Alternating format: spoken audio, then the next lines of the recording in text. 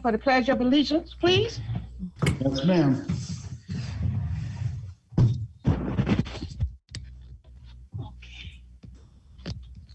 I pledge allegiance to the flag of the United States of America, and to the republic for which it stands, one nation, under God, indivisible, with liberty and justice for all. Thank you. Ernest, before we start, could you get rid of the agenda on the screen? It's more annoying than it serves. Yep, thank you. I'm sorry, I didn't hear what you said. Oh, that's okay. Thank you. Okay. Okay. Roll call, Kate. Joseph Britton, Present. Rachel Chalesky, Here. Kate Canetta, here. Gladys Cooper, Here. Lauren Daly, Here. Joe De Silva, present. Catherine Hodgson is absent this evening, Rich Janelli, Here, Kathy Molinaro, Here. Al Russo, Present. Amy Spallino. Here. All right, that's Okay. 10 present, 1 So absent. we have 10 that's present and 1 absent. Dr. Sayre, do we have any recognitions? Not at this time, Madam Chair. Okay. Kate, will you do the public participation statement that we read at our meetings every meeting? Certainly. The board welcomes public participation and asks that comments be limited to 3 minutes. The public may offer objective comments of school operations and programs that concern them. The board will not permit any expression of personal complaints or defamatory comments about Board of Education personnel and students, nor against any person connected with the Danbury Public School system. Due to the unique nature of the COVID-19 crisis and the limitations of technology, members of the public who are Danbury residents are invited to send brief comments and questions via email in advance to dps_public_BOE@danbury.k12.ct.us. Thank you, Kate. Sandy, we'll go into the comments. Sure. First comment is from Patty Alessandro. I am writing to ask the board to give families with special needs students who were granted the schedule of 4-day in-person learning in October a timeline for when this schedule will begin now that students have returned to their school buildings. While the special education teachers and paraeducators have been working incredibly hard since September with their students, distance learning can be especially challenging for this population. Navigating Google Meets and receiving necessary services online can initiate frustration and be an ineffective way to measure and meet the required objectives stated on a student's IEP. While mainstream academic students may have found other forms of socializing safely during this time, for many special needs students, being in school with peers is the only form of social development. Allowing special needs students to begin in person on a hybrid schedule after Thanksgiving was the beginning of making up the fragmented in-person special education services lost since March. Many surrounding districts with the hybrid learning model see the importance of 4-day in-person schedule for their special needs population, and I hope the board can quickly work with the school administrators to do the same for Danbury's special needs students as well. Next comment is from Oswaldo Chen.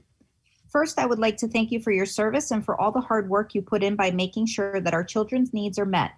Second, I write in support of the new school budget proposal. However, in considering that for many years our beloved public schools are being defunded, I wish you would have proposed a higher amount. Third, you as elected officials must do everything in your power to protect your public school system. Our public school system is the jewel of our democracy. I am committed to support and protect our public schools, and I strongly oppose charter school funding in the Connecticut budget. And Ms. Cooper, I am just refreshing to make sure there are no comments, and we are all set for the night. Okay, and if somehow someone comes in a little late, Sandy will go back if we look at the time, okay? And Okay. thank you so very much, Sandy. You're welcome. Next on the agenda is the consent calendar. Amy, would you do the consent calendar, please?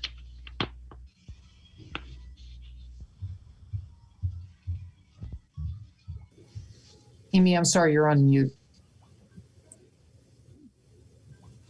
Amy, can you hear us? Yes, I'm sorry. Yes, I'm sorry.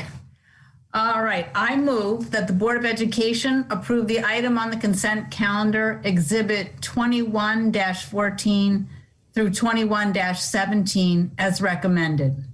Motion made by Amy. Could I get a second? Second. That's seconded by Joe DeSilva. Any questions concerning the consent calendar? Seeing none, Kate, could you take roll call, please? Certainly. Joe Britton, Aye. Rachel Chalesky, Aye. Kate Canetta, aye. Gladys Cooper, Aye. Lauren Daly, Aye. Joe DeSilva, Aye. Rich Janelli, Aye. Kathy Molinaro, Aye. Al Russo, Aye. Amy Spallino. Aye. So we have 10 in favor of the consent calendar, and we still have one person absent. So the motion is so carried. Thank you all. Next, item 7, educational staff representative reports. NEA Danbury.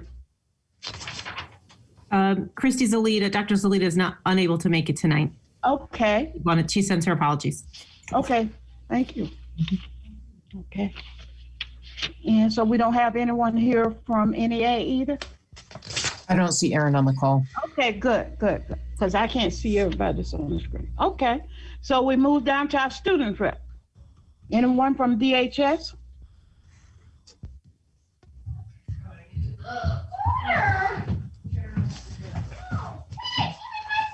Anyone from ACE? Yes. Okay, Good evening, Board of Ed members, Cabinet, and community members. Thank you for allowing me to represent and speak on behalf of the Alternative Center for Excellence. As we approach March, the ACE staff, led by Kyle Tricola as our SAT administrator, prepare for the March 24th SAT day. ACE would like to thank Kyle for all his efforts in organizing what will be a successful day for our 11th graders who will be testing. I'd like to announce that the ACE Showcase website, which highlights students' writings, paintings, and all things creative, has been created and is being managed by Joanne Tolles. Joanne and her poetry students are already planning our annual spring coffee house, which will be a venue for students and staffs to read original pieces of poetry, display artwork, and host musical performances. We would like our creativity to be on full display on our Alternative Center for Excellence YouTube channel. ACE would like to publicly acknowledge and congratulate our January students of the month, Chris Pius and Brianna Villani. Both students are 9th graders that are new to the ACE family this year and have excelled and engaged consistently throughout the first semester.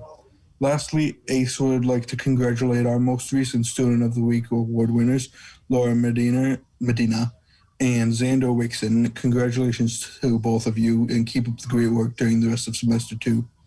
Thank you all for allowing me to share the great things happening with our ACE family. Stay safe, everyone, and remain ACE strong. thank you, Christopher. Okay, do we have any of our other students? I want to go back. I don't want to miss anyone. No one here from DHS. Okay. So we move down to action item 9. Mr. Britton, would you like to make that motion? Sure. Thank you, Madam Chair. I move that the Board of Education authorizes the chairperson of the Board of Education and the superintendent of schools to approve the final plans, contract specifications, and cost estimates for the Ellsworth Avenue School Addition project and the associated Board of Education space. 034151BE and sign the SCG 042 forms for submission to the state of Connecticut for approvals. Motion made by Joe. Could I hear a second? Second. Okay, Rachel. Are there any questions? Any discussion? Do we have our architect group that here would like to say anything at this time? Are there any questions to anyone concerning this action item from board members? Seeing none, Kate, do the roll call, please. Joe Britton, Aye. Rachel Chalesky, Aye. Kate Canetta, aye. Gladys Cooper, Aye. Lauren Daly, Aye. Joe De Silva, Aye. Rich Janelli, I'm going to abstain only because I didn't get a chance to go through the information. I was working with the budget, so I apologize. thanks, Mr. Janelli. Kathy Molinaro, Aye. Al Russo, I also abstain because of the budget. and Amy Spallino. Aye. Okay, that's 8 ayes, 2 abstentions, Chairman, we have, 1 absent. yeah, so the motion is so carried with the 2 abstentions, okay, and 1 absent. Okay, so the motion is carried. Thank you for attending. I'm sorry?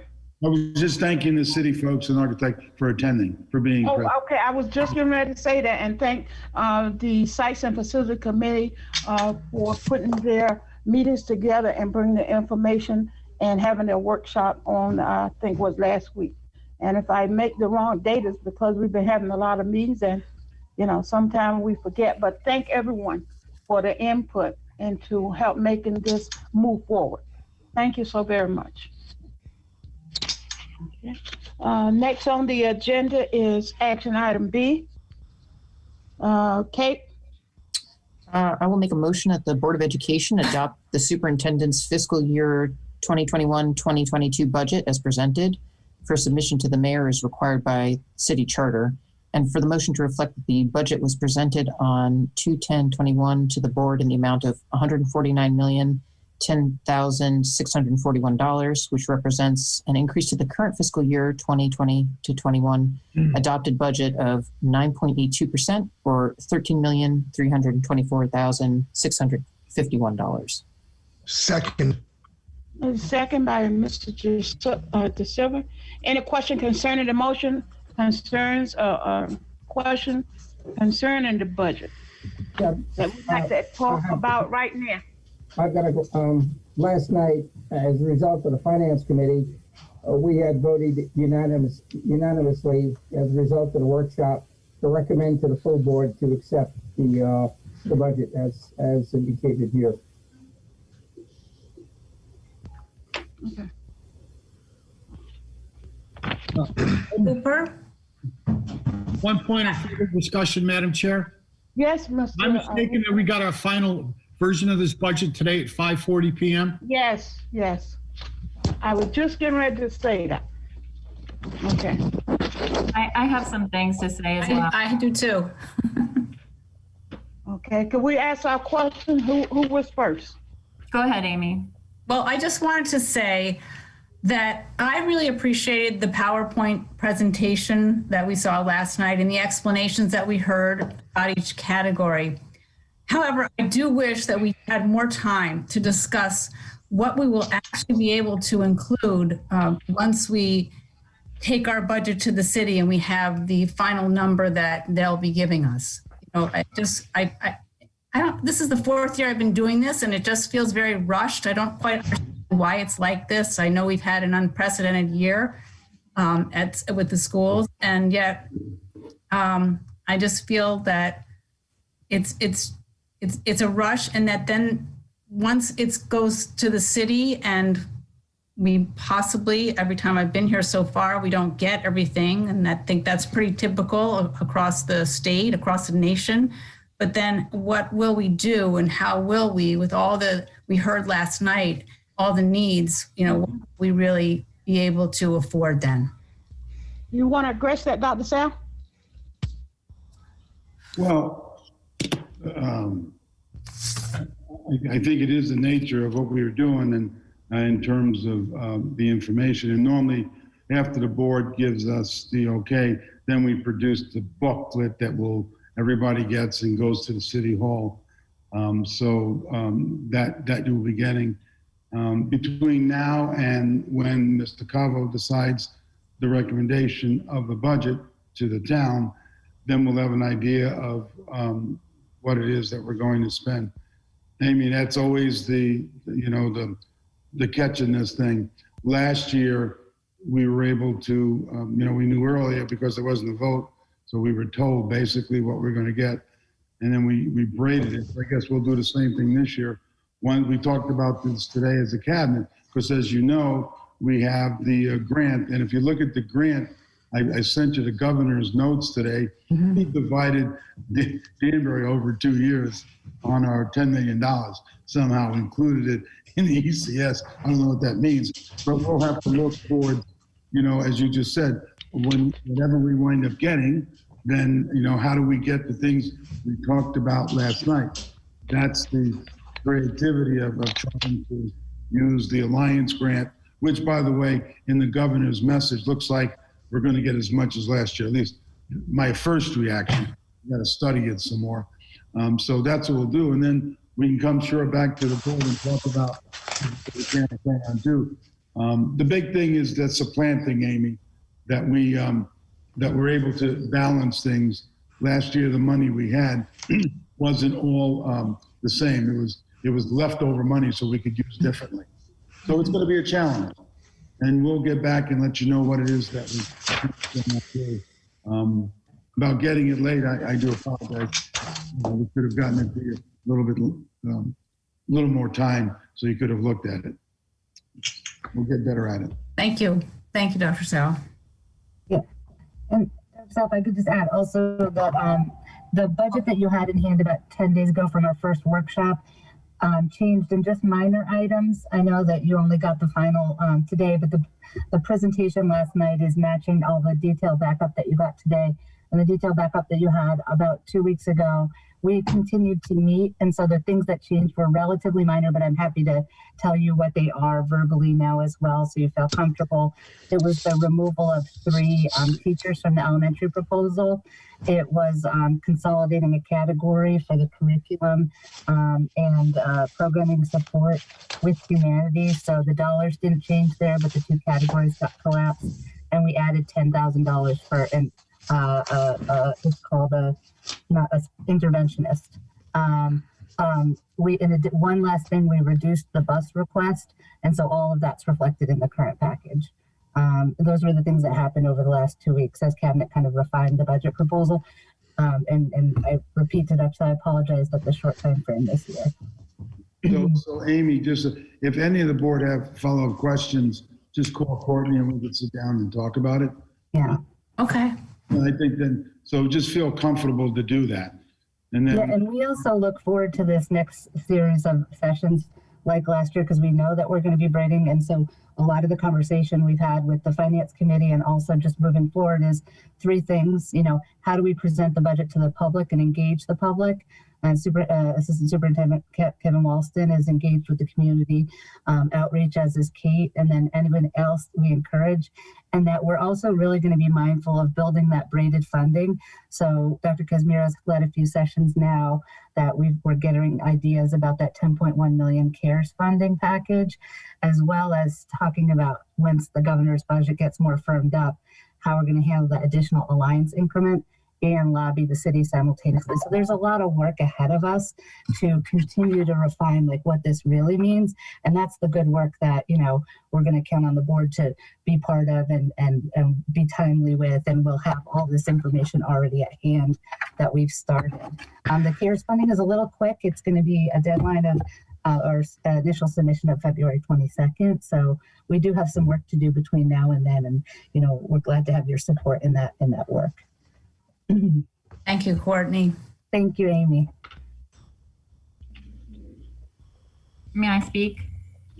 No, I was just getting ready to call you. Oh, thanks. No, I just want to kind of echo Amy's concerns. I had the same frustration, and I expressed that, at our workshop. When we first got the budget just last week, it changed to the following workshop. The numbers changed, but also just the format. So there's really, it's difficult to see. It's just difficult to compare. And the braiding of the funds, I understand, that has to be done. But again, as I mentioned at our workshop, it doesn't seem sustainable. It kind of puts us further into the hole. I mean, you know, Dr. Sally, you've been very clear in communicating that the additional federal funding is not to be used to supplant operations, but we're braiding it into the operations budget. And I understand there are a lot of moving parts, and you know, this was an unprecedented year. Are we all sick of that word? I think unprecedented. But I don't feel, you know, as a board member, I don't feel part of the team that kind of helped to develop this. It was, you know, it's presented to us in a very nicely done. But I would just like to request more transparency and collaboration, you know, with the board. As a parent, of course, I want all of these things for our kids. And as a board member, I want all of these things for our kids. But this is also a tough year. Our community is struggling through a pandemic, and this is a huge ask. And so those are my concerns. I don't know that I'm comfortable approving something without having the binder before, you know, we're asked to approve it. Thank you. I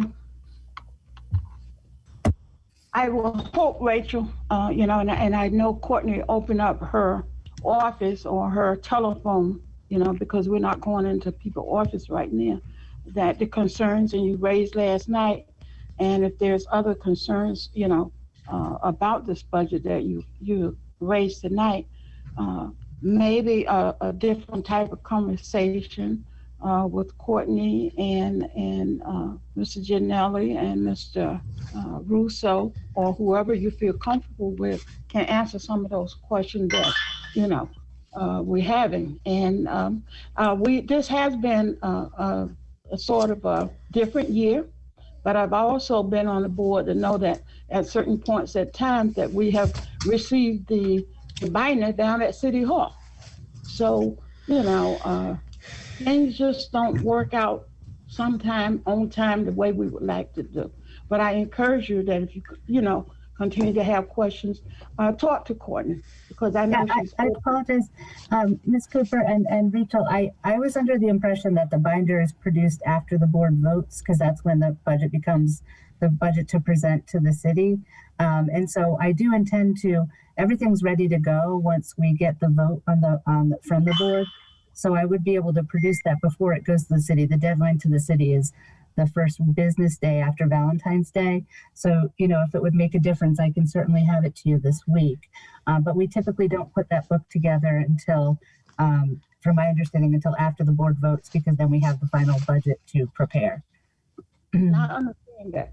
Okay. So my question, my comment was, I have been in City Hall when the budget book was handed to us. That's why we were sitting at City Hall. So that was my only comment.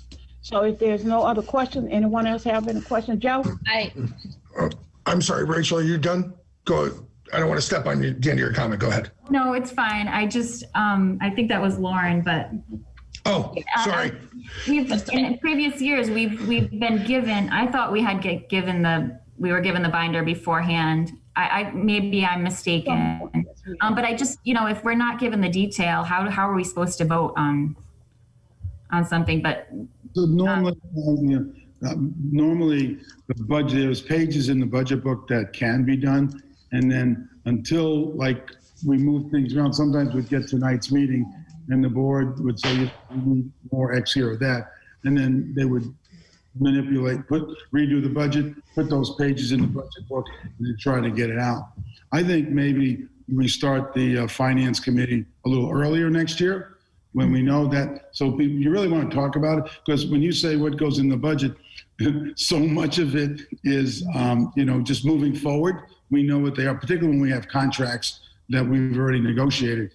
It becomes those other items, Rachel, that people begin to figure out what do we need to move ahead, and that's after that move ahead budget. But if we have this finance meeting, I think I could ask for earlier, then we could start talking about this is what we're thinking about, why. and that'll show up in a budget book down the road. Yeah. And the pages that I shared ahead of time were the detail, they're as detailed as they come. These are the ones that I gave you last Friday. It breaks it down to the object level, the account level. But if there's something more specific, that you'd like to see in future, like before we produce the book, then I'm more than happy to produce it. This is what I had sent over last week. But this is at the account level detail. Which, breaks it down by title and type and everything. And it gives you the history going back to, I think, 2016, fiscal 2016. Yeah. Thank you. I think, and I'm sorry, Lauren, to. You're good. Yeah, no, yeah, thank you. Lauren, did you have? Yeah, I just had a question. So after the city tells us what they will give us for the budget, and then it's decided how it's broken down, does the board see that again? Like what's taken out, or do they vote on what's taken out? How does that work?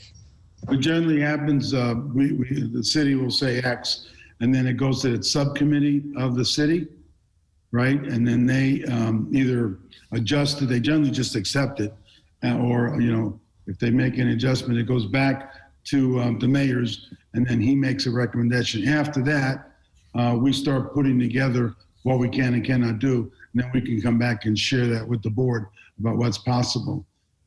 Sometimes, it becomes necessary to make drastic cuts, like the one year when we had zeros. That was a whole different ordeal. But we would come back and say, this is what we've been able to do. Okay, Rachel just said, how are you going to do both when you can't supplant? Well, you're going to have to know that we're going to have to figure out what isn't supplanting in the budget, and then what can we get. So we can come back and let the board know these are the things that we're doing, and then if there's some feedback that'll be helpful, we'll figure it out, because the bottom line would have been set already. You know what I mean? From the city. We could just move it around. Yeah, we could just move around, And then what happens also, Lauren, we open up and we all of a sudden get a number of students that we didn't anticipate, and we had 3 or 4 teachers. So we got to figure out in the budget, right, what we're going to buy so that, we could pay for that. Right. No, I get that. Yeah. Thank you. Thank you, Lauren. And and Lauren, between now and then is an opportunity to speak with council or with us, because once they receive the budget, the month that they put together their package, and there's an opportunity to lobby for, what you're interested in, speak to community members about what we're interested in putting forth.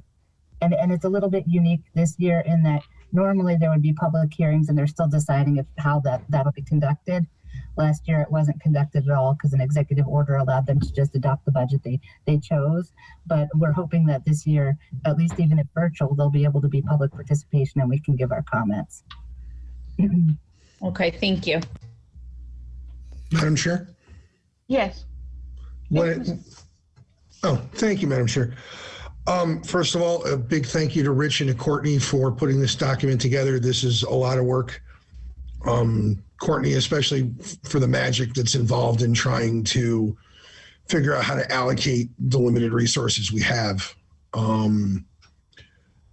Sadly, I expect we'll need to braid funding again going forward this year. I agree with Rachel. This is a big ask in this budget for sure, just like it was a big ask last year. A significant part of the reason why it's a big ask is because over the last decade, and Courtney, thank you very much for putting this slide into the presentation last night. Over the last decade, the board received, or our schools received, a 15% in the aggregate budget increase in a decade. That's why it's a big ask this year. It's a big ask this year because in 2011, the board got less than a 1% increase. In 2012, it got a less than 1% increase. In 2013 and 14, it got 2 less than 3. In 2015, 16, 17, it got less than 2% increases. We did get a 3% increase in 18 and a 0.06% increase in 2019-20. And last year we got 1.2 million. The rest of the increase in money was money that we had that we saved and money that was grant money we were allowed to roll over in CARES Act money. It wasn't budget money for our budget. The reason why it's a big ask this year and the reason why it is so hard to fund all of this stuff is because, frankly, we haven't had the budgets we've needed for the last decade. We are playing catch up. This budget is a big ask, I agree. Unfortunately, it's probably not even a big enough ask to do what we need to do. It's just as realistically, it's as big as it could realistically be. Thank you, Courtney. Thank you, Dr. Sal, for putting this together. I agree it's a big ask. We wouldn't need to be it wouldn't need to be as big an ask if we had kept up for the last decade. Unfortunately, now we are stuck playing catch up at the worst possible time. But unfortunately, we don't have a choice. We have to catch up. That's why I'm supporting this budget. Thank you. Thank you, Jeff. Madam Chair, I'd like to respond to that. Yes, Mr. Russo. The numbers I have in front of me, we're talking that 15 million was going to talk about over a 2 mil increase in our tax. 15%. I think we've acted responsibly in the past, and I heard a 48 or 50 million dollar. Oh yeah, okay, double our taxes. There you go. Thank you. I think we've acted responsibly in the past. We will act responsibly in the future. We just can't have everything we want. So and we've been practical. It's worked, and we have continued to move ahead. Thank you. Thank you, Al. Any other comments? I have one. Yes, Kathy. I understand, Al. I understand your point. And it's going to be tough to ask for this and get all of it because people will say my taxes will rise. But it's our job as Board of Education members to advocate for the kids. And that's what we need to tell people is this is what we need to raise your house values, to make sure that Danbury Public Schools stay ahead of the curve, to make sure that we are educating our kids to the fullest extent, to make sure that we are following all of the guidelines set down to us from the federal government and the state government that are unfunded mandates, but still we have to put them in place. So yes, I do agree with you. I don't want my taxes raised either. It's raised a lot. It's our job to advocate for kids. Thank you, Kathy. I appreciate what you're saying. I do understand, and I do understand that we are advocating for our children. I just say we can't take that side of the argument. We have to stay on the side of the kids. Being said that, I will vote in favor of pushing this budget forward. Thank you. No problem. Mrs. Cooper? Yes, Mr. Janella, I raised you. Okay. Thank you. I'd like to ask Dr. Kazmara to repeat her statement that she made last night because I thought it hit the nail on the head relative to the need for us for the funding and the building of the foundation. And if we don't continue to get as we ask for, the issues that it's going to present in the future. I mean, here's a person who's involved in the trenches, understands the curriculum, and can basically tell you what the impact is on our staff and what they're trying to do with very limited resources in the past. And if we continue that, then what are the consequences going to be relative to what we're looking to do ahead? So, Kara, if you would just again reiterate your points that you made last night, which I thought were very, very strong and good about the lack of funding in the past. Sure. And thank you, Joe, for kind of outlining the last couple of years. And, it's no secret we haven't been funded to the level that we've needed to be funded. But we have very creative and innovative people who have been working with the best that we can put forth for the kids. One of the main concerns, I think about, we had this little conversation about the technology before we got started about flip phones and Jest, but it took a pandemic to get computers into the hands of all of our students this year. And that shouldn't be the case. So the silver lining in the pandemic was that we brought technology into our district for the first time. at a level that our students deserve and that our teachers deserve. And we're still working on it. We have a lot of pockets and things to work on. But it took a pandemic to get there. And these outside funds that came in a one-time fashion. To sustain that approach, we're going to need continual funding, okay? Google Chromebooks have a lifespan of 3 to 4 years max, 2 to 3 optimum. We're going to need to sustain some of the infrastructure and technology that we finally have been able to get moving forward. We have visions in Danbury to build an academy model to provide opportunities to our students.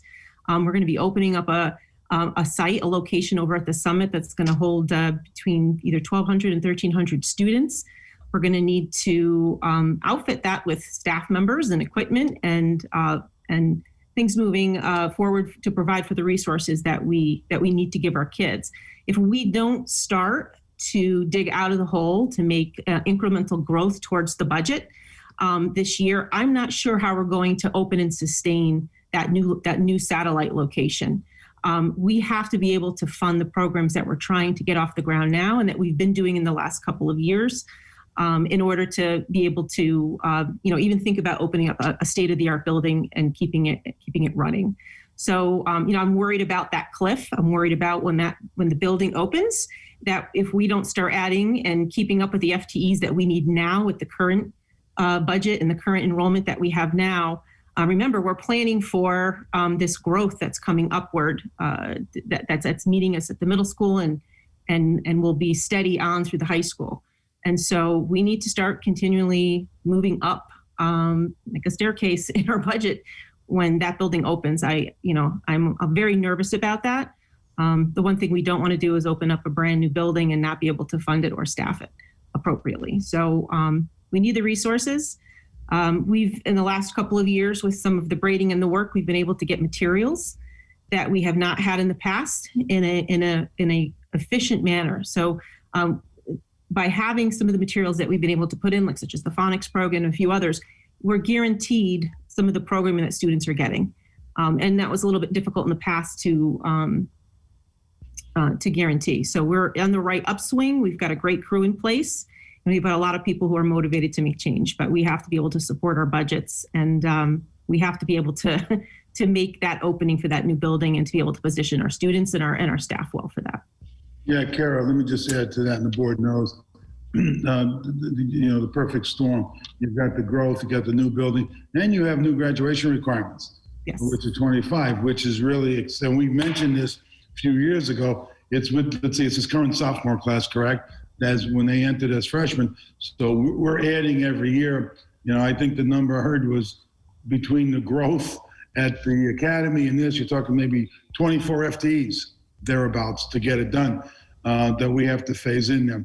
And I don't want to leave this without thanking the teachers, because I go around the district and I know teachers bring a lot to the table. They go out and spend their own money, and I see parents donating. I just want to take this opportunity to thank you to teachers and the parents are helping us out. It is needed. With that said, Al, I heard what you talked about, but I think my job is to put in front of you what I think to move us forward, and that's what I have here. This is something that will move us forward, and it will help build for the next few years so that we can hopefully be prepared to open the matrix. Sal, can I just make one more comment about that? I just want to mention the NEASC report. Yeah, some of the things that were cited in the NEAS reports, just having more counselors and curricular development in some of the special areas. A lot of the things that were cited are a direct result of things that we have been unable to get over the years that have built up and that were cited in that report. And so we need to, rectify those components, and we need to continue to support our programs and address the enrollment that keeps coming down the way. Thank you, Cordy. Dr. Sale, I appreciate your point, and I'm glad I provoked an honest discussion. I guess what I really have in my mind is we need to do a better job of selling this to the public, to get public support to move our leaders towards a direction, and that takes marketing, and which is beyond my capability of doing alone. I can talk to a few people. There are 33 people on board here on this Zoom meeting tonight. But Yeah, it needs to be sold. And people need to buy in on it. And I don't know how to do that alone. I can talk, I can raise a few feathers, I can raise a little bit of exposure, but we need to garner total community support, that everybody is on board. Not everybody, but the majority is on board with the movement that we want to accomplish. And you're right, difficult year. I understand. Thank you, Al, for your comments. Thank you very much. Are you closing me down, Gladys? No.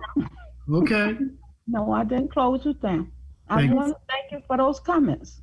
Very well. Ms. Cooper, may I respond to, may I just say, I wanted to thank everyone. I wanted to thank Amy and Rachel and Al and Joe for all of your comments, because I'm really glad to hear. I also just wanted to remind us that, and thank that, Kate worked really hard with us on this, and Rich and the Finance Committee and Al. And I wanted to thank all of you for all of your dedication to getting everything ready in the way that would be presented to the board appropriately. And also, I also wanted to thank Cabinet, because although, you're seeing the presentations, last week and this week, there's been a series of sessions that went into it. I think it's, once again, a very, very thoughtful budget. I think even though it's a big ask, I would advocate that it is still a prudent budget, because, our ask was even bigger until we thought realistically about, what's really needed for next year. And so I hope that that's reflected in what you see in front of you. It was a lot of work, and I wanted to thank all the Cabinet members, because we met many, many times to hone in on what we think is appropriate in anticipation of looking out at that multi-year budget and our future graduate, and Dr. Sal's vision for Danbury schools, and Kevin's vision. And so I just wanted to thank everybody. So. Thank you, Courtney. Are there any other questions concerning the budget? Seeing none, Kate, would you do the roll call? Sure. Joe Britton? Aye. Rachel Chalesky? Jane? Kate Caneva? Aye. Gladys Cooper? Aye. Lauren Daly? Aye. Joe De Silva? Yeah. Joe, sorry, you're on mute. Aye. Thank Sorry you. about that. Rich Janelli? Aye. Kathy Molinaro? Aye. Al Russo? Aye. Amy Spallina? Aye. So 9 aye, 1 abstention. We have 9 ayes, and we have 1 extension. So the motion is so carried. Thank you all. Thank you for the questions. Thank Courtney. Thank the Finance Committee and Mr. Gianelli and all those members in the committee for working so hard to put this together. Thank you so much. We move on down to presentation. Yes. Sometimes you look for the teachable moment. The teacher in me the other night, the question came up about recruitment. I thought, what an opportunity here. And I happened to be talking to Rod Pody, and we've got some things I'd like to share with the board, because I think you'll be happy to hear about the workings that we're doing with WestCon, and I call it the Grow Our Own program. Rob, are you here? Yes, I'm ready to share. So is everybody ready here? Don't you have a spouse that works for us somewhere? Yep, she's doing her corrections upstairs. So, You're Morris Street. Being a teacher these days is a 24-hour job. So, you're thankful. By the way, Sal, I will say this is a tough act to follow after the budget. You put me in a tough spot here. Everybody's got, numbers crunching through their head right now. And, like any good teacher, I'm going to ask for everybody's undivided attention, if you don't mind. So let me bring up my PowerPoint real quick. Here we go. Is that up? Yeah, go ahead, Rob. Can I get a yes? Are we good? Okay, excellent. So on behalf of Western Connecticut State University and the pre-collegiate and access programs, I want to thank you for this opportunity to come before the board, talk to you a little bit about the partnerships that we've had with the school district for over 20 years now. And so what I'm going to do tonight is go over our department and the programs that we have within our department. And then I also have Dr. O'Callaghan and Professor Huertas here that teaches our pipeline program, and they can talk a little bit about our teaching pipeline as Sal was mentioning about grow our own. So first slide. Here we go. So we've really grown our own here, at Western Connecticut. So we have our Excel program that services rising 7th and 8th graders. We're looking to expand that program. Currently, we're serving 37 students. We want to take that to 75 so that we can service 25 in each one of the middle schools. We did expand that quite a few years ago with the West Side Middle School, which was a good thing. And that services rising 7th and 8th graders. We also have our Upper Bound program for our 9th through 12th graders. That is a grant provided by the U.S. Department of Education in D.C. That services students that are first generation or low income students with a small percentage of academically at-risk students. And then what we've done with that program is we've sort of branched out and opened up our minority bilingual teaching pipeline. This is for, our Grow Our Own, which we're going to talk a little bit about here. We are in our 7th cohort. I'm happy to say last year, one of our graduates that went through our dual enrollment program in the high school, then got their degree at Western Connecticut for Education, is now working in the Danbury school system. And I'm proud that worked. And we're looking at having 2 to 3 more graduates this year of that program, graduates of college with the education degree. And then our newest program, which is in its 3rd year, is our computer science pipeline.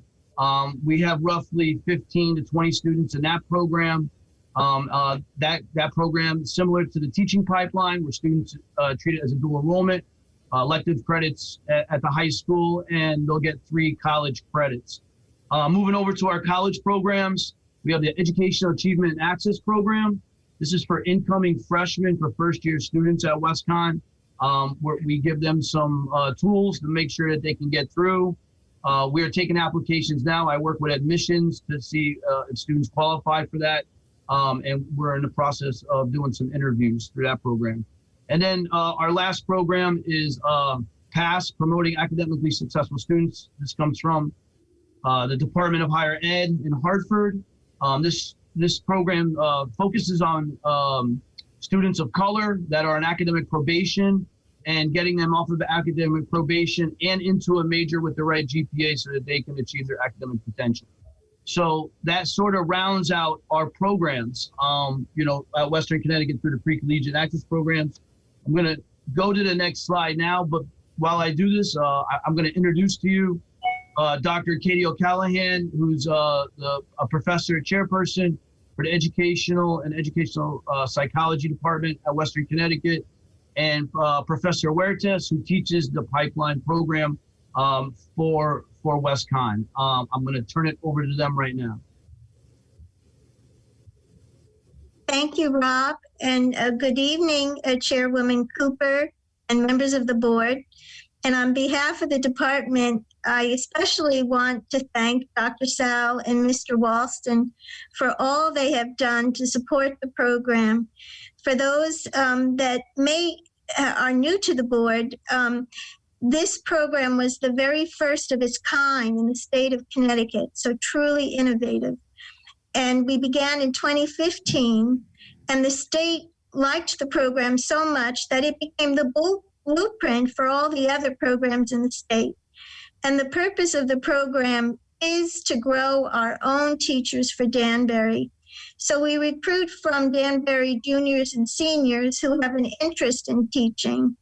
And then they come through our Danbury Fellows program, and they receive 3 credits of university credits, which are funded by the Pre-Collegiate and Access Program. And the department funds the course instructor. And they actually get teaching experience in Danbury public schools. And some of them say to us, well, now that I've had the experience, I don't know if I want to go into teaching, but we've planted the seed and they may come back to it. Many of them are bilingual, which is in such a desperate need for our schools. And as Rob alluded, we have, it's already coming to fruition in that this fall, we had our very first completer of the Danbury Teaching Fellows program, who is now a 3rd grade teacher at Pembroke. And this May, we'll be graduating even more from this pipeline program. So we're very excited to be working with the district to recruit our 7th cohort beginning in 2021. And we look forward to working with the district leadership to expand it even further. And Professor Huertas, who I'm going to toss the baton to him in a second, has really taken our program and exposed our candidates in the Teaching Fellows program to pedagogy that is so cutting edge and so exciting for us and our program, and also for the Teaching Fellows. So I'll turn it over to Professor Huertas.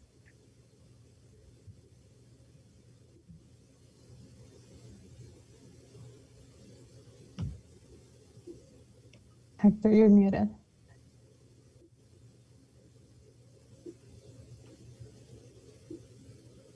We have Jessica. Are we all set for that, or are we going to move ahead? No, he was on. There you go. Yeah. You good? Sorry, forgive me. I didn't realize I had been unmuted. So forgive me. So good evening, Chair Cooper, and good evening, Board of Educators, board members. So thank you very much for having me and to present and to talk about the teaching pipeline. Presently, I'm an assistant principal at Hartford, but and I've been in education for my 18th year, but I am to the core still a teacher geek, and proudly so. Teaching for me or being an educator is a transformative and a political act that I do every day, every year, because I came from my first language is not English, it's Spanish. My mother came from Cuba, my father came from Puerto Rico, and I was born and raised in Miami. And I didn't have superheroes as a kid. I didn't have, I didn't inspire to be, Wonder Woman or Superman. My heroes were my teachers. I wanted to be a teacher's pet. I wanted to be around teachers and follow them because they inspired me. They made me feel special. They made me feel that I deserved to acquire knowledge and to create knowledge and to be empowered by that knowledge and to increase my confidence so I can pursue the unpursuable, right?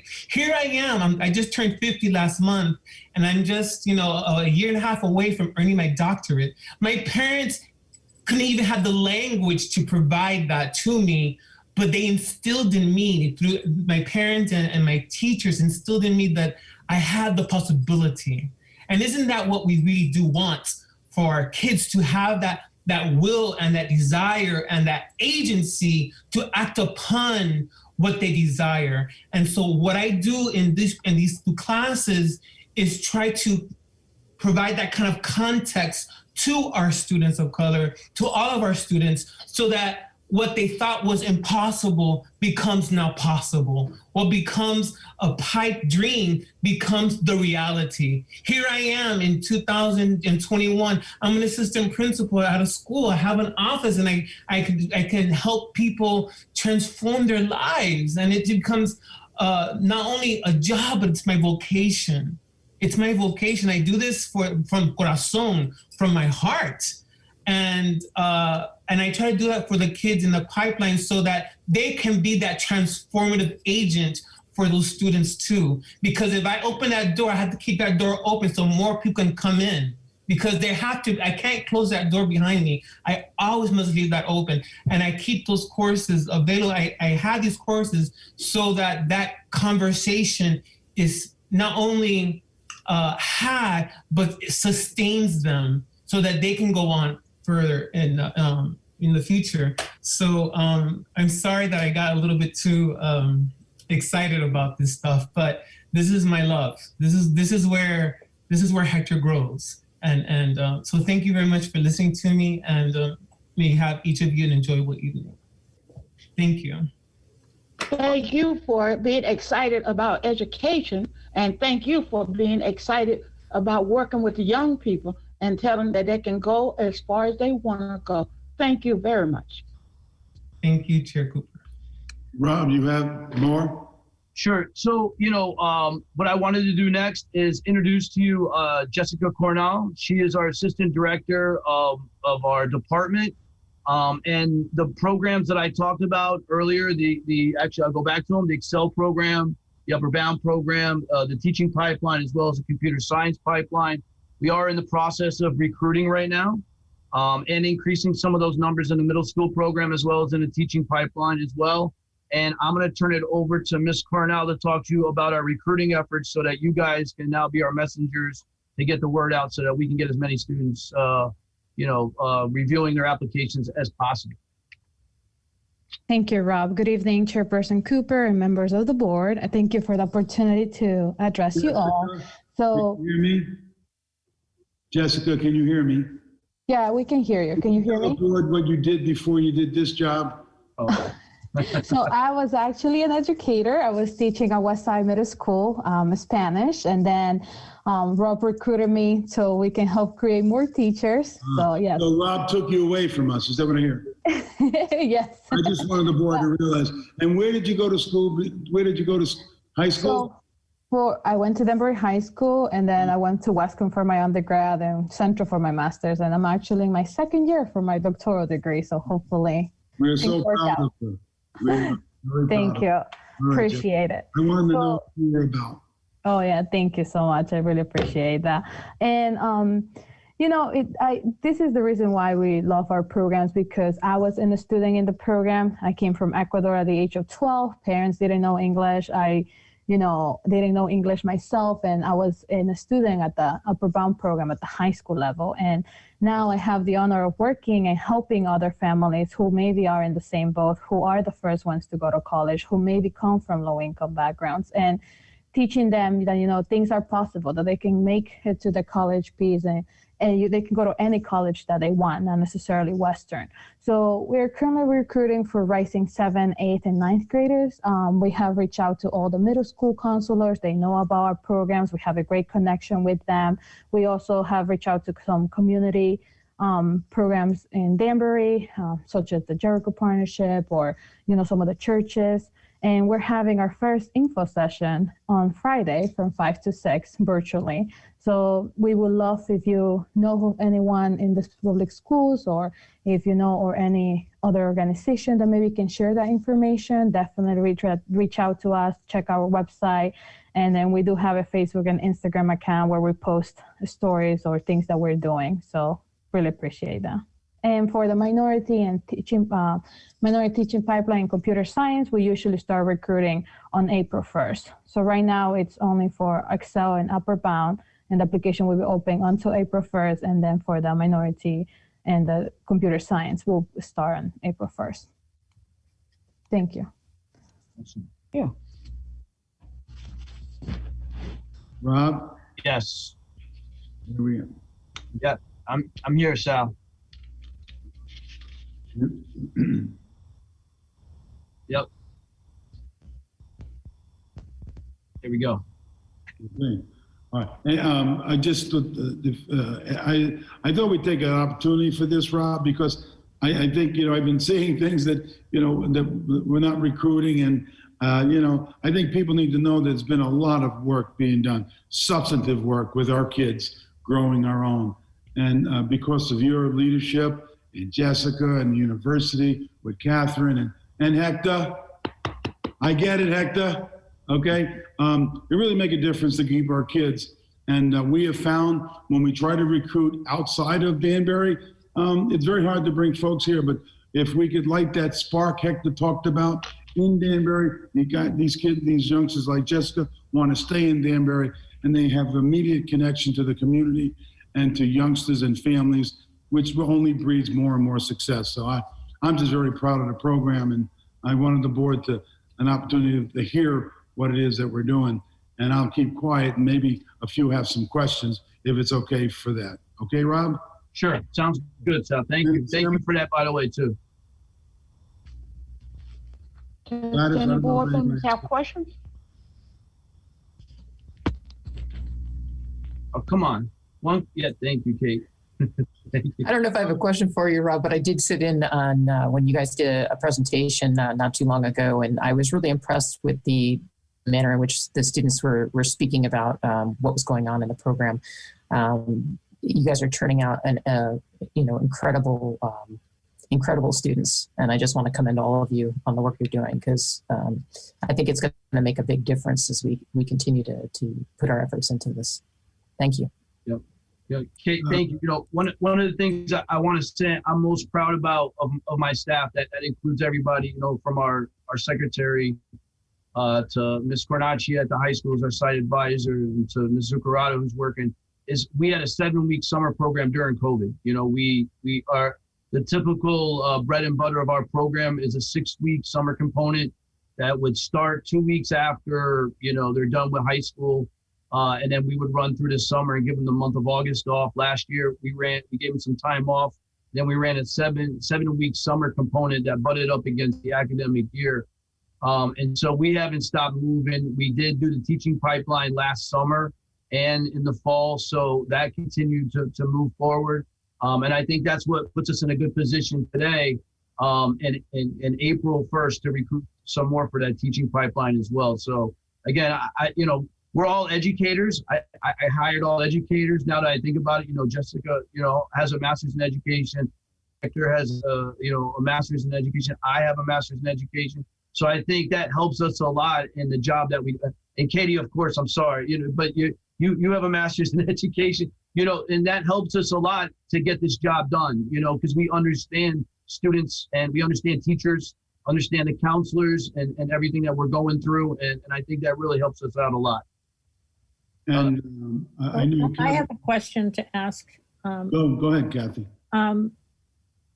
When you are recruiting the students, they come through, how do you recruit them?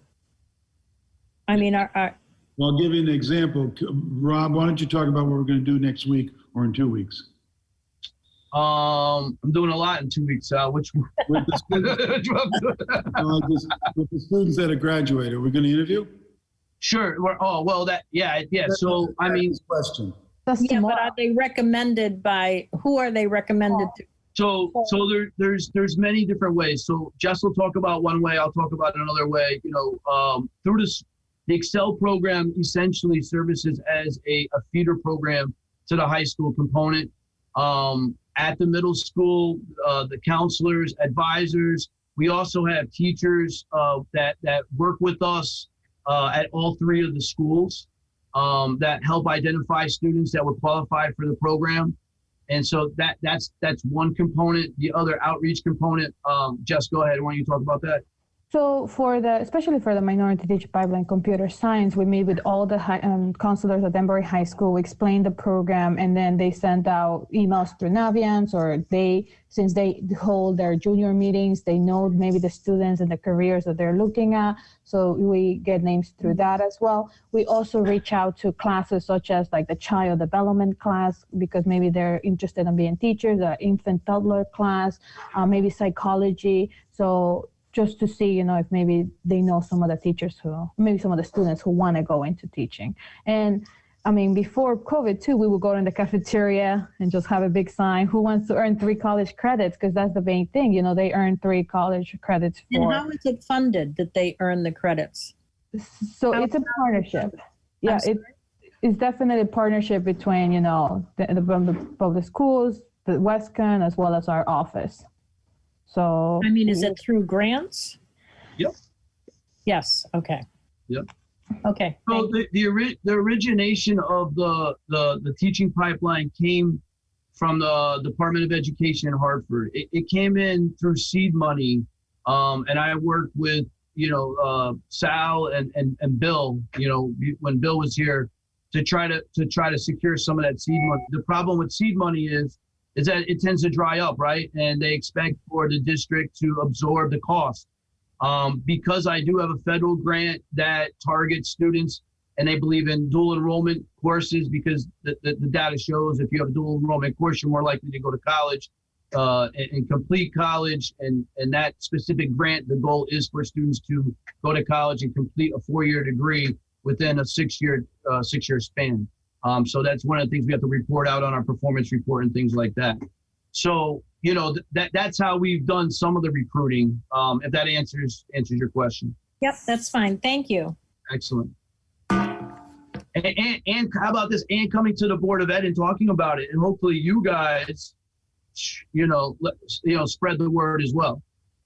So just to end this, I think Kevin and Kim will be doing some interviewing of candidates, and that's how we wind up getting Jessica and the rest to advocate, and the youngsters that we have in the program have just been terrific, just terrific educators, and so that's how we start populating our faculty. Yeah. So currently, Sal, we have two that are coming through that are going to be applying for jobs, specifically with Danbury, that came through the programs and are looking forward to that as well. And again, those are students who are graduating from WestCon, not Danbury High going into school. So you're getting a quicker return on those guys. And how many juniors do you have coming in? What do you think? I was ready for you. I brought my sheet here. So currently it looks like we had 7 juniors rising. So they'll be rising seniors for next year. Good. So that's all in our pipeline. Yes. Thank you. Yep. But again, thank you guys. And again, this is a huge collaboration. What we all kind of are working in different areas. Dr. O'Callahan, of course, she's, chair and professor of her department. I have my department. Professor Huertas, he's being a principal in a whole nother district. And then we're kind of getting it done here. So, and obviously the Board of Ed has helped out as well because we're servicing your students. So I really appreciate that. So this is a true collaboration that's really working well. I just want to recruit more, to be honest with you. Yep. Thank you. On behalf of the board, we would like to say thank you for the presentation and thank you for everyone that brought information on the program. Thank you again for sharing the information with us. Thank you. Thank you and good evening. Thank you. Yep, thank you. Next on the agenda, Dr. Saff. Superintendent's report.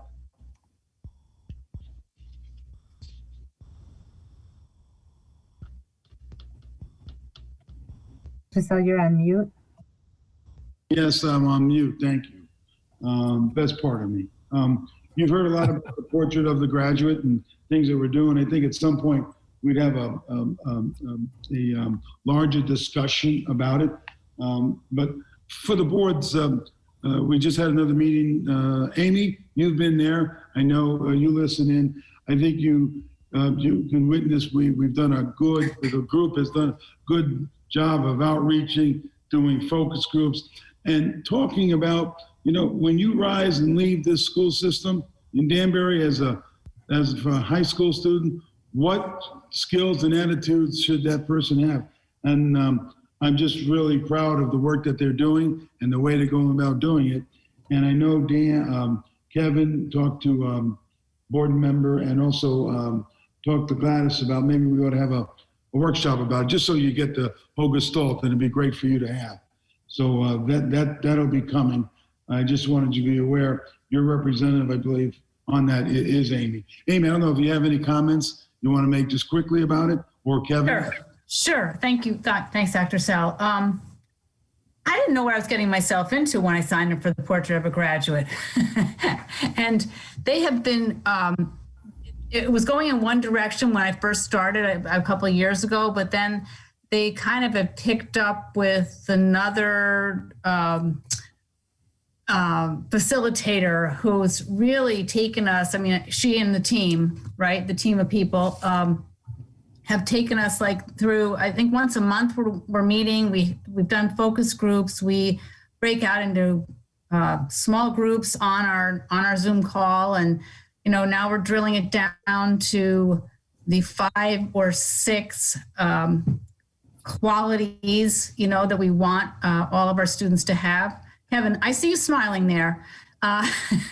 You've learned a lot over the last couple of months, Amy. What? You've learned a lot over the last couple of months. I have. It's been great to be a part of it. And it's got just a lot of different people involved, teachers, administrators, community, and so on. And students. So it's been, I think they service dinner, which is pretty amazing, and on Zoom. So that, it's available if you want to go get it at Mothership.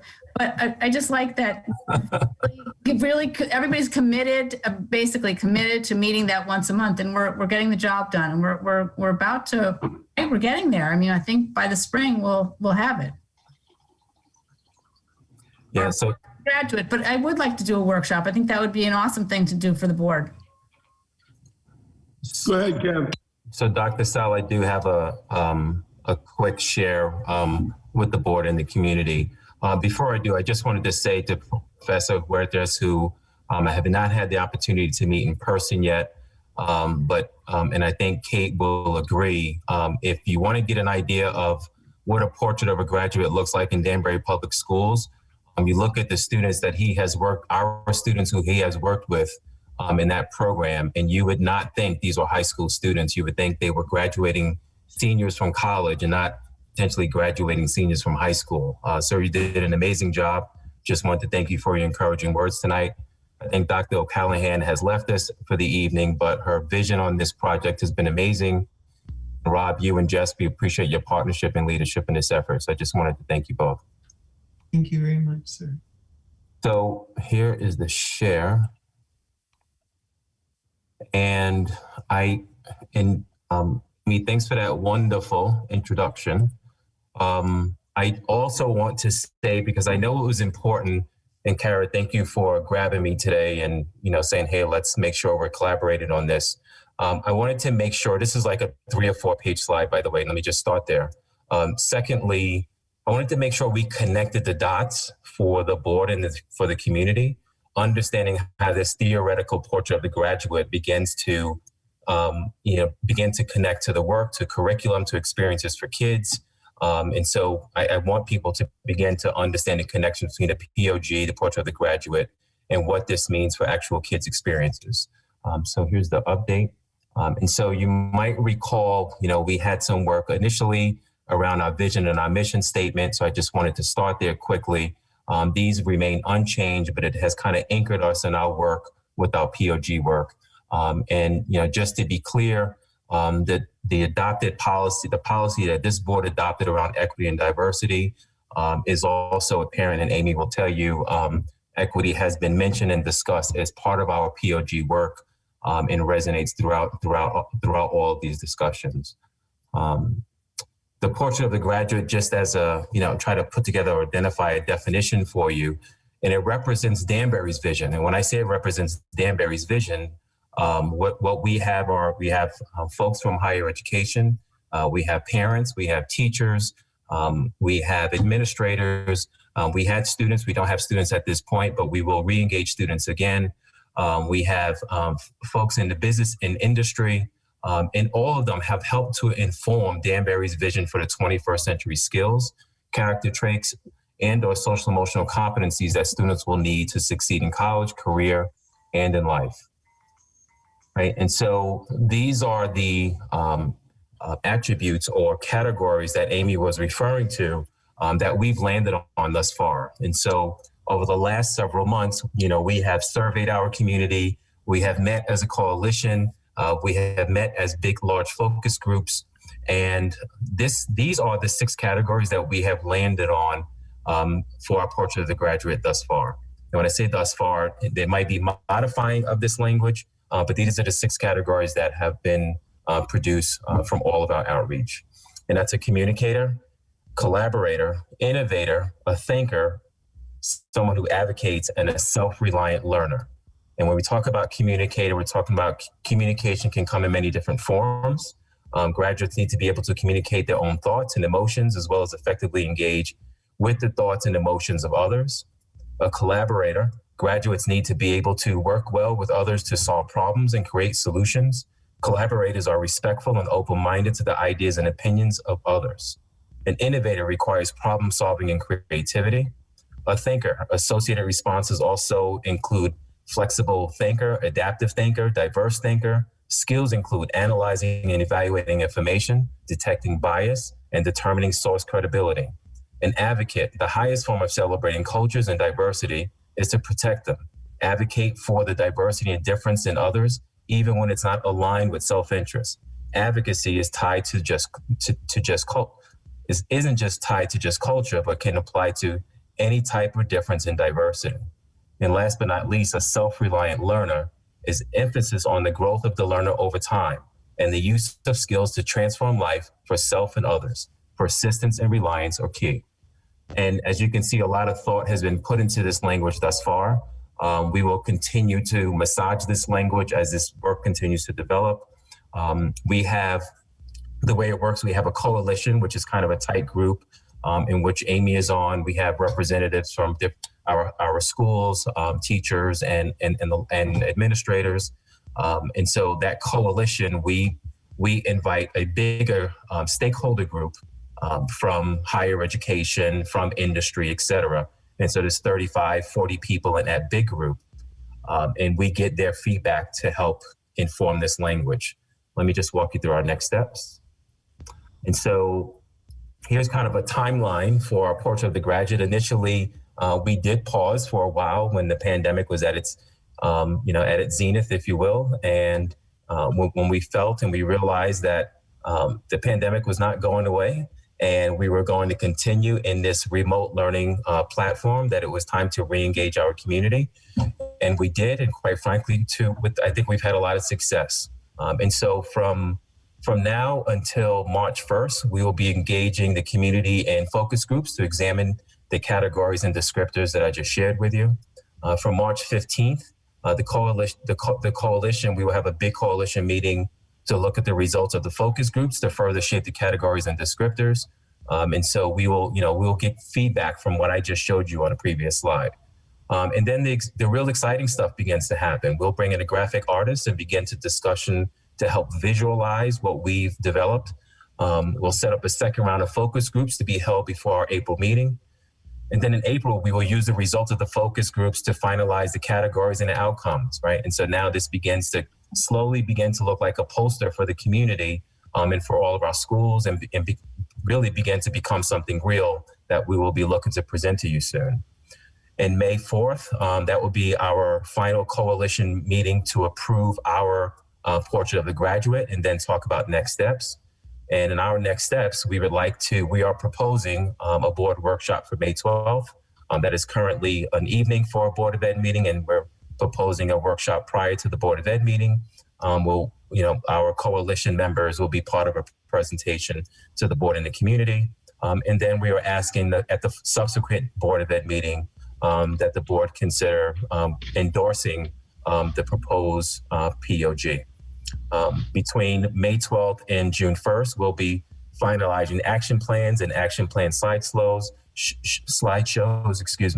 and then we'll need to submit all of the materials to the Bar Foundation, who has funded this effort that we applied for. I think it's been almost 2 years now. And I wanted to make sure, again, connecting the dots to curriculum and experiences for kids, it was important that Kara and I, made sure we were connected on this presentation. So I'll hand it off to Kara now. Thanks, Kevin.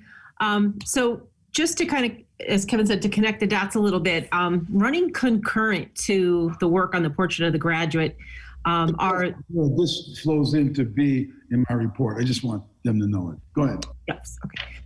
Running concurrent to the Portrait of the Graduate has been work on fleshing out the broader ideas behind the academy model that we've been talking about. And so, as we move ahead, we will start to have more formalized meetings with broader stakeholders around the academy model. We did do some exercises with the board, as you remember, to kind of dig into what that looks like, what that model looks like, kind of absent of talking about the building specifically. But as far as the academy model design planning is going, just to give you an update, we're currently, as you know, in collaboration with the state of Connecticut as a pilot school, working with representatives from the National Career and Academy Coalition. Connie Majik has been, she's the director of their professional learning, and she has been guiding our work. Our partnership with them will span over the next year or two. And we were on a sort of the standard timeline, if you will, for learning about the development of these academies and how to best position Danbury for them. As you know, the building and the timeline has kind of exacerbated our need to further our understanding in a way that's a little bit more concentrated. We reached back out to Connie and said, is there any way that we can meet sooner and more often than with some of the other pilot districts in the plan that we have had in place? And she agreed, and she went back and came back to us and said, hey, I have a partner, would you be interested in working with Jay Steele? And we might be able to do some accelerated collaborations. And so the name kind of rang a bell for a moment, like Jay Steele. And turns out Jay Steele, he's actually the National Career Academy Coalition president, but he's also the mastermind architect behind the Academies of Nashville, which is a nationally recognized, White House recognized national model and transformation for education at the high school level. So we are extremely lucky and excited to engage with them. We have planning sessions tomorrow. So there's a small group of us that will be working, so collaborative effort between Danbury High School leadership team with Dan Donovan, Dr. Martins, myself, a few others, cabinet members, Dr. Sal, Kelly Truchas, and some additional assistants and curriculum administrators to get together to work all day with Jay and Connie in a very intense way in the next couple of days. So we're very excited about that opportunity. And so we're looking forward to kind of continually updating you on that. Once we get to this place, and how this ties in with Portrait of the Graduate, is that everything we do in the Portrait of the Graduate and with the Academy model design will be intertwined. So the attributes that Kevin mentioned before, so we want our folks to be good communicators, collaborators, innovators, thinkers, self-reliant. Thank you. I was wondering if I was going to pull it off, Kevin, because they've changed a few times. That how do we create opportunities and conditions through this Academy model and K-12, pre-K to 12, for our students to shape our students so that is the outcome. And so that's going to be very exciting work. And it has curricular implications. So when this work merges and comes together, and that is the goal, we will be looking at all of our lenses in our curriculum programming and the opportunities that we provide kids through those categories, through those opportunities. I was happy to be in Amy's group in the last Portrait of the Graduate session, and we were kind of wrestling with language and thinking around this idea of what it means to be an innovator. And we talked a lot about the conditions for learning that we design for students to give them practice with this, to give them a framework for design and innovation. And Amy said, Kara, do we have that in the curriculum now? And it was a moment where we paused, and I paused specifically, and I'm like, no, but we have to build it in, right? So there are pockets of this in our district. We have some wonderful examples of where we encourage innovation and design, and we provide this space and time to do this level of thinking. But to do this work well, we need to be intentional, and we need to build a scaffold across our K-12 continuum to grow out skills in these areas. Same with collaboration, same with communication, same with being a thinker and critical thinking. So where do we provide those opportunities? So that's very exciting work. It's very deep work. It's work that needs to be resourced well when we redesign courses. So circling back to the budget, we would like to be able to rely on a continual source and resource to grow the work over the continuum as we work through this transformation and redesign effort. As a result, as we plan in the next years ahead, we'll look to align all of our budgets strategically to sustain that vision and to continue to further the model that we have now embraced. And I think that's it for me. We'll give you some updates on some of the meetings with our National Career Academy Coalition partners in the next couple of months. Thank you, guys. For the board, I think, Al, you mentioned something, about the budget and what we do is one of the things I've said to the board years back when we don't get what we ask for is that your challenge is not to do what you need to do with the budget, but how does this district move ahead with the resources it has? That has been the thing that keeps me up at night.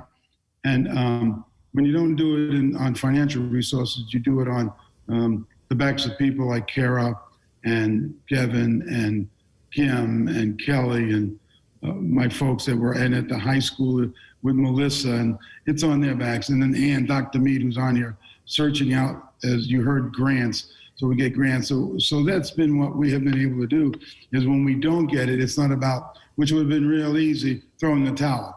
The people don't throw in the towel, not in Danbury. That's what's impressed me so much. They get this passion, they get lit like Hector, and they go and, be damned about the resources, they figure it out. And that is so important. That's how we've got ahead. You didn't get those schools of distinction, the blue ribbon schools and the rest, on just that. You got it on hard work by the teachers, the administrators, and everybody putting it together. This project should be the venue for development of a budget. This should drive categories of the budget on how it's being developed over time. Once the board says, this is what we expect our graduates to do. And it would be incumbent on us to figure out these segments of the budget. How are we supporting the budget? It just becomes more realistic and a talkable budget. That is one of the things I see us being able to do once we put this together. And then the next step is to look at a rising 8th grader and looking at a rising 5th grader. This is not just about the high school. This happens down in the elementary, into the middle, and then into the high school. It's a real K-12 or pre-K-12 operation. So you should be really excited. I'm really excited. It really will drive the work here in Danbury for years to come.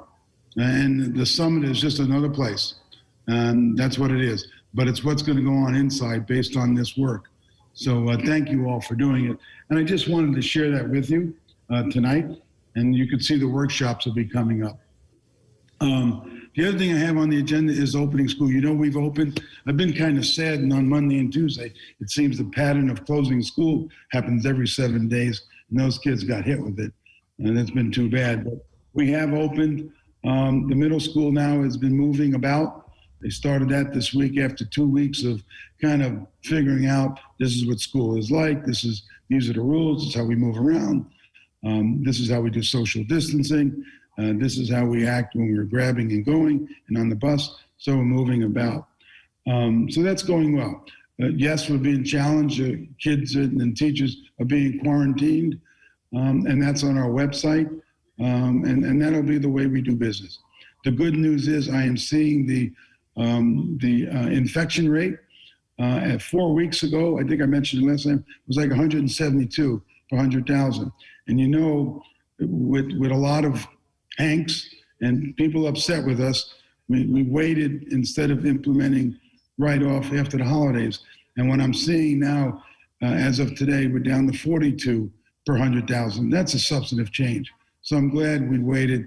It just gives us that much more of an opportunity to keep our kids in school and minimize the possibility of infection being transmitted. We also received information as Monday, uploading all the 65 and older. So everybody in our district, teachers, staff, everyone that's 65 is going to be able to be vaccinated. And that's happening. I know loading up right down the road. What we don't know yet, but we're told will be coming soon, will it be the faculty and the rest other staff members that are under 65. And I'm hoping that happens sooner rather than later so we can move ahead. I'm hearing and just one of the improvements that Kara has been working diligently with is, how do we engage the students that are on the hybrid that are at home? And she has some ideas on how we can do engagement, how we might be able to, involve them much more during the day. You all have to remember that when we put together our plan, we did it under best practice as of September. So we learned a lot. And I think what we're looking at is through that lens, do we have to make other modifications as we go ahead? And I think, we want to look at the things that are successful and practices that we can modify. I'm going to keep quiet and ask Kelly, because I know that was brought up about, you've been looking at your kids, and Kara might have a comment to make. So I'll start with Kara. Any comments about the opening that you'd like to make? We're still obviously, in the process of gathering feedback. We definitely, are working with folks to, implement in a way that is more meaningful to kids and the connections at home during the school day. So, how can we best support students during the asynchronous components of their day, while also still involving them to a reasonable degree to some synchronous experiences in the classroom. So we're getting feedback on that. And we're also discussing, is there a way to use maybe some of the funds that are coming our way to take things to a level that we previously were not able to do before. So we're still having those conversations. We're discussing those things with principals now. We're looking at the instructional day and our ability to deliver on our instructional goals, which is always the, first and foremost is our ability to deliver our curriculum in this environment in the best way possible. So we're revisiting a couple of areas, and we're still working with some principals now, and we're working with the coaches, and we'll be soliciting some feedback from the teachers as well. Kelly. Yes, thank you, Kara and Sal. So very similar to Kara, the goals across the special education department and related services departments are no different. We are looking to maximize instruction to students to make sure that they're making progress towards their individualized programs. As you guys know, back in late November, we started our reentry by bringing our special education students, our high needs special ed students, not all of them, in for hybrid model. And they were our first students that came back. It went very successfully. The students did very well. And I have to give a lot of kudos to the staff. The special education staff are live streaming while they're teaching kids in person because we are trying to maximize the amount of instruction that those children are receiving every single day, regardless of their location. That said, we certainly do recognize that some of our higher needs special education students do have a need to be in person more. And so Kathy O'Dowd, myself, and the medical advisors, as well as cabinet, have been speaking about, as we had previously indicated, when are we ready to bring in those students 4 days? It is certainly a goal of mine to do so, and to do so sooner than later. But we are still having the conversations with the health experts, because that is certainly outside my area of expertise, to say when is it safe to do so. What this would mean is in certain populations, it'll be cross-cohorting of kids. So you will have a special education student that requires more support in person that will be exposed to both cohort A and cohort B. And so we are currently going through all of our different classrooms and environments and looking to make sure that we're making the safest choice first that also supports them educationally. And so more information will certainly be coming on that. Some of the things we've talked about is a phase-in. Do we start with some of our younger students or some of our more intense programming and start them back and then slowly build up on that? And we've also engaged in some conversation at a later point about looking at some of our ESL newcomer students and whether or not they could benefit from a very similar model. So that's sort of what we're doing. And, you've noticed around where schools are having in-person for the elementary and, we call DL for secondary. So we're looking at something like that, perhaps when we have some delays or we have some school affected weather, that maybe everybody doesn't have to be impacted. The goal here for the board is to try to increase as best we can in-school, in-person learning. And that's the goal. So I think, we're making improvement over time, but overall, it is going well. And I just want to ask Kim, anything you want to update on the vaccine, because that has been a question. Kim. No, I think you summed it up, Dr. Sal. We're really in a holding period right now on that. We were really happy actually to be able, we put in about 160 names in this last 65 and over group. Which was terrific. And we've been getting them, getting feedback from them. People seem to be able to get in. They're very grateful.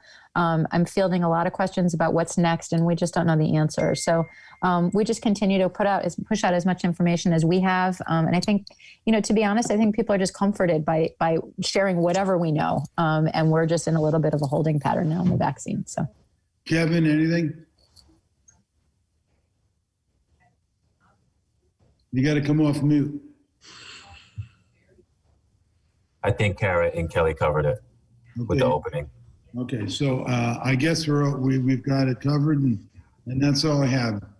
Thank you, Dr. Sal. I'm sorry, you did see the governor's, I guess, speech or his State of the Union. None of this is passed yet, but we'll have to go through it. But it looks as though our alliance money is okay, I think. It looks as though the money from the government, the ESSA 2, as I mentioned before, is in there, but it's split it over 2 years, even though we could use it all at once if we want. And he also has a choice program in there, I see, for endorsement. So we'll have to go through it, but right now that's the way it looks to me. So thank you, Madam Chair. Thank you, Dr. Sal. We're gonna move on down the agenda.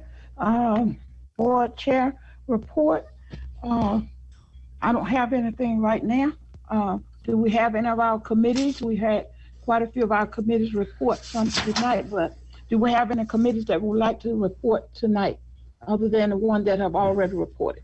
Madam Chair, would it be possible to ask a question related to the superintendent's report? Yes, Mr. DeSoto. Go ahead. Two questions. I understand, obviously, that it's a moving target. Do we have any rough idea of how many people total are quarantined at the moment through the system? It was 75 2 weeks ago, if memory serves. Kathy's on. She keeps the website. Hi, good evening. Yes, I do have some numbers for you. I'll just give you the summary first from January. Yeah, that's fine. So for the month of January, we had 159 cases reported.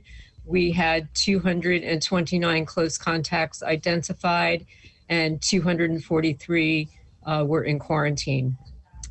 And for February, as of today, we have had 33 reported cases, 44 close contacts identified, and currently we have 44 people on a 10-day quarantine.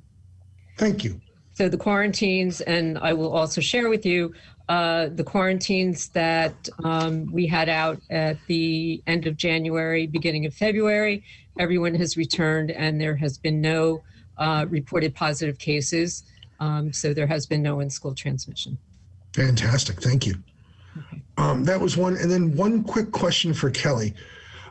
You mentioned before bringing some kids back in a 4-day model, and that may result in cross-cohorting. That's an exposure risk for the kid who's cross-cohort, for the kid who obviously, the student who's obviously in both. Is that not also then a bridge between the two cohorts? Yes, you are correct. It is a bridge between two cohorts. And let me provide a little bit more information, Joe. A majority of these students are students that are in our self-contained programs. Okay. So most of them are in a contained classroom. I get it. Where they would be exposed would be out for things like specials, lunch, recess. So there are minimal exposures outside of that classroom, but there are some, and so we are thinking through that. Students also ride. Most of these students ride our specialized transportation or minibuses, but again, coming in with other groups of students, so there is some exposure there. So those are the health and safety things that we are very carefully looking at to make sure that we make the best decisions, not just for the high needs special ed students that we firmly believe should be in more, but also for everybody else. And it's a very careful and delicate process.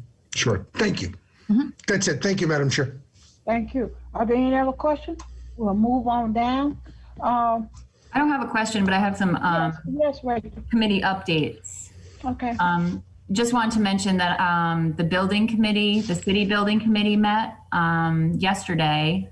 Courtney was on, and I thought we were going to hear from Antonio, before or during our vote today on the Ellsworth addition.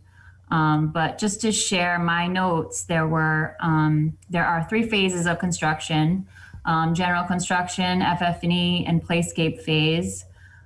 They broke down, the projected costs of the school and the administration part of it. The grand total would be $11 million. Timeline is to get a final state review on March 2nd. Hopefully approval early April, mid-June, enter into a contract and begin construction. and then open for occupancy in 2022. I also was on the DHS PTO meeting on Monday. This was their second virtual meeting of the school year. There were about 37 participants. They're working on a beautification project for the campus. They purchased signage for the athletics entrance, one on the brick wall and another freestanding sign. If you haven't seen them, they're awesome. They look great. So they're going to continue that. And they're also focused on their seniors in order to keep spirits up. And they're also very eager to learn what the year-end activities will look like this year. So that's it. I also would like to have a policy committee meeting sometime soon. We have, just some basic things to take care of.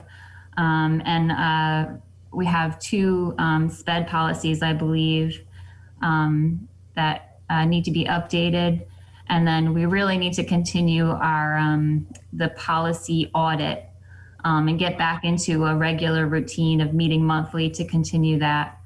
So I don't know if now is a good time to kind of work out a schedule, but if we could start meeting soon. Mr. Walston, I don't know what your schedule is like, but could we meet as soon as next Wednesday?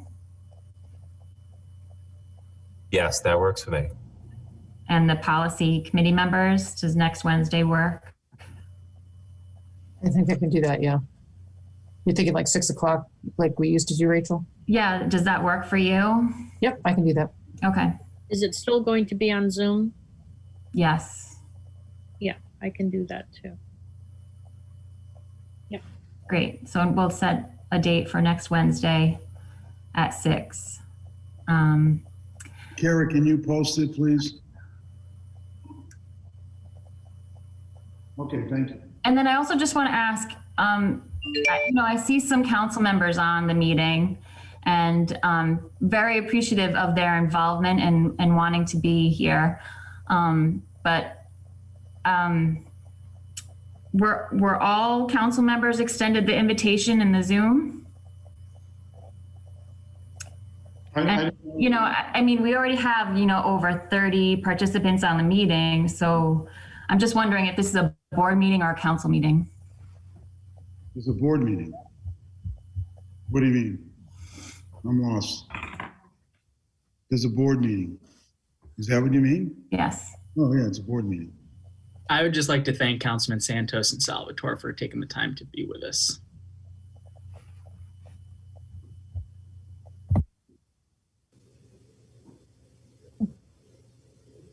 Okay.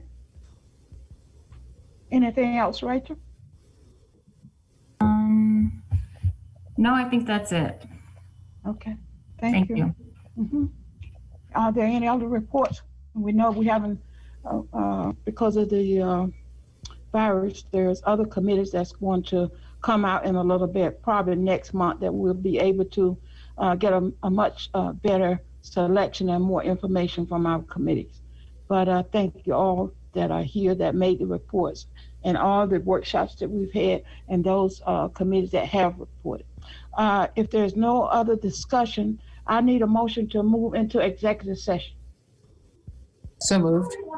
Moved by who? This is Kate. Can I get a second? Second. Motion so moved. We're gonna move